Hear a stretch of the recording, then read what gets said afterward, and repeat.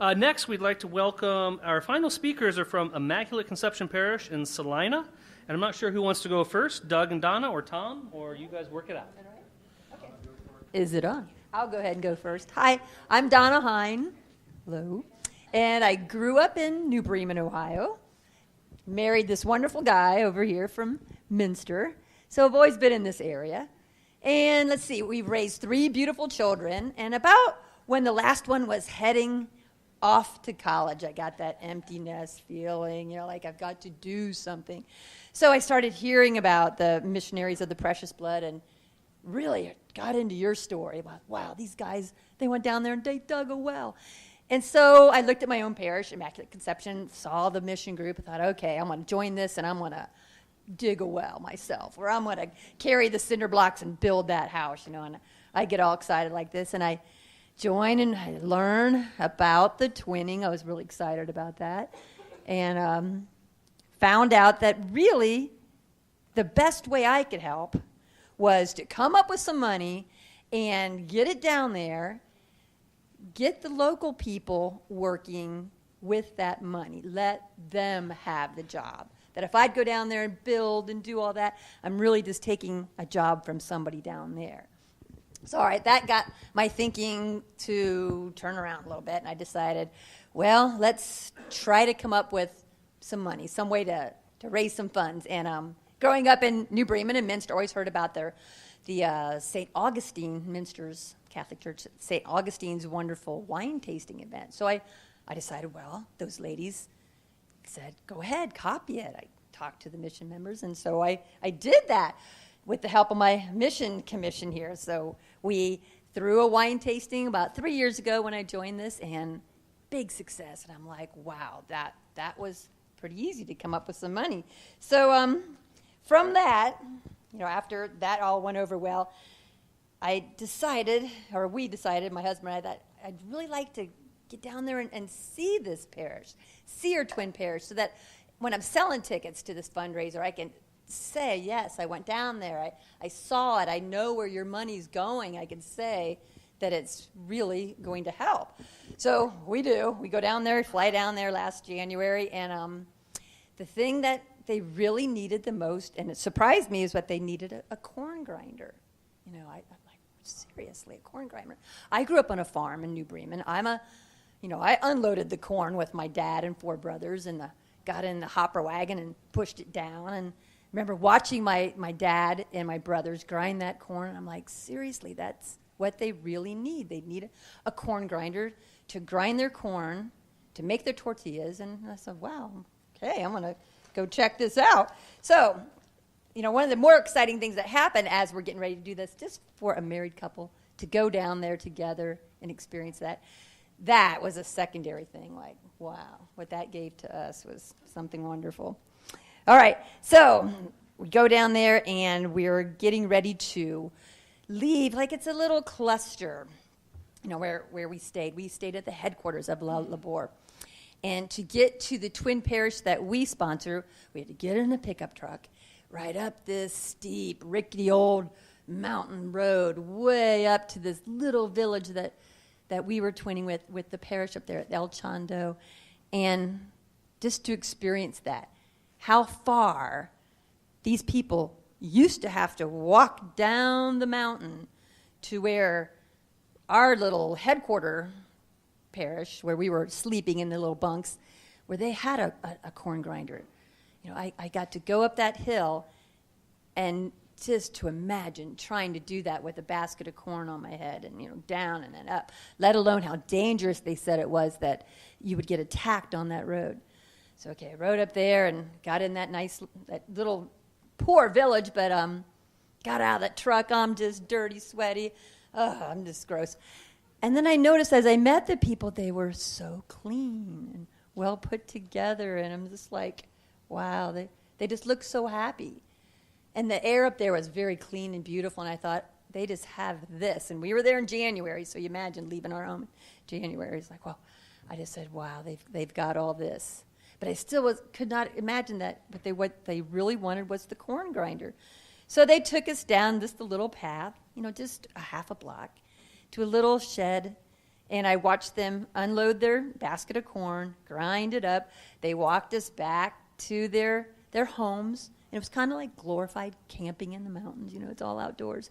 They made us a tortilla on their flour, or a tortilla on their fire, and we got to eat that.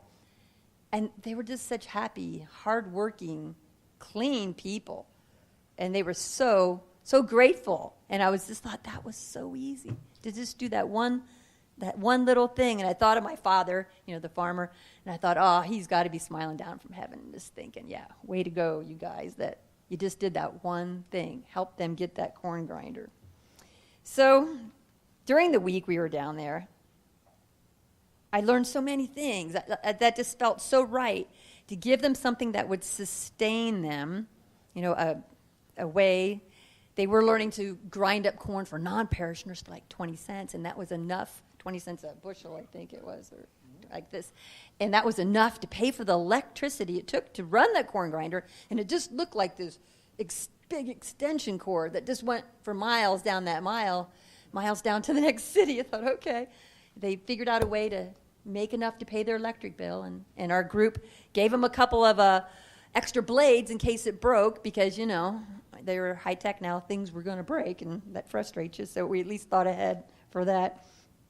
Well, just to wrap things up, I just learned when I was down there and saw so many places that people in our two counties, like I grew up in Auglaize County, and now I'm in Mercer County, at least 20 different schools, clinics, sewing centers, wells that were dug. I was so proud. I was so proud of our people back here. I thought, that's pretty cool. I know it's just a drop in the bucket of water. When you see all that poverty, it's just a grain of sand on the beach, but it felt so right. It felt so right just to do that. And it's not so much about charity. It came to me, it was more about sharing.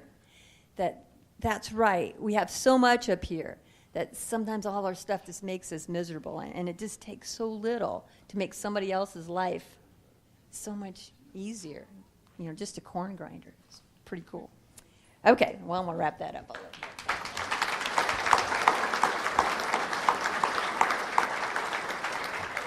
Doug, do you have a few words to say? I do. Donna's been my best friend for 40 years of my life, and she's inspired me to get involved a few years ago with the mission group, and it's been a very rewarding experience for both of us together.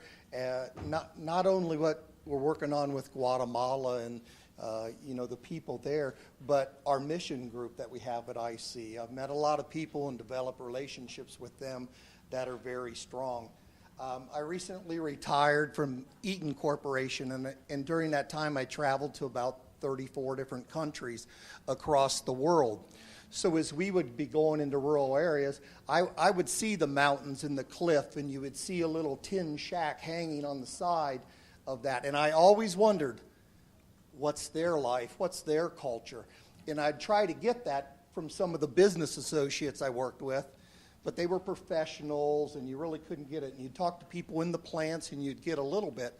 So that always inspired me, and the mission group that we're involved in has given us an opportunity for me to really kind of understand the culture and the lives of the people in Guatemala, and how we can support them.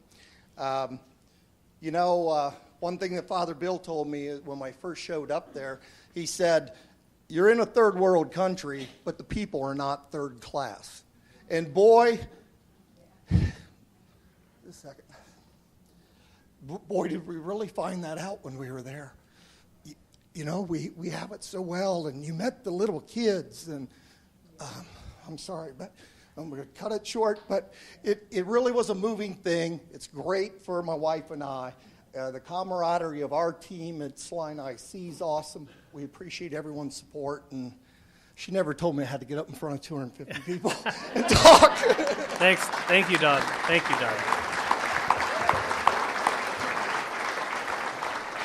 Our last voice today is going to be Tom Mullenkamp. Tom runs a local business and has raised 3 great kids with his wife of 30 years, Anita, who is a precious blood companion. Tom's very active at the parish in Celina, where he heads up the Mission Commission. He has a passion for this ministry and often heads up the fundraising and youth initiatives. And so I welcome Tom. Thank you. Thank you. I'll try to capsulize our closing comments here as quick as I can, but I think what's really exciting is that, we can all be average Joes. We can all have different things on our resume, and how we can all, make an impact by being spiritual and being what we're called to be. So that's encouraging. That's a little intimidating when we came up here to talk today. You felt like, what are we going to talk about? But I just want to share that.